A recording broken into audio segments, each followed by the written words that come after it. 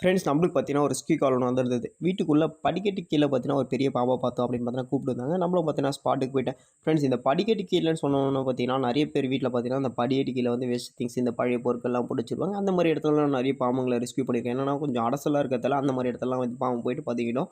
அதுக்கப்புறம் போயிட்டு பார்த்தா, அந்த இடத்துல பார்த்தீங்கன்னா, அடசல்லாம் எதுவுமே இல்ல. எங்கடா கீழ பாம்ப காணோம்னு பார்த்தா, மேல பழுப்புல பார்த்தீங்கன்னா சுத்திட்டு இருந்தது. ஃப்ரெண்ட்ஸ் அதுக்கப்புறம் அந்த பாம்ப நம்ம சேஃபா ரெஸ்க்யூ பண்ணிட்டோம். ஃப்ரெண்ட்ஸ் இது என்ன பாம்புன்னு கேட்டீங்கன்னா, இந்தியன் ராட் ஸ்னேக். தமிழ்ல பார்த்தீங்கன்னா சார பாம்பு. ஃப்ரெண்ட்ஸ் இதுதான் ஒரு நான் வெனமஸ் ஸ்னேக்ஸ்.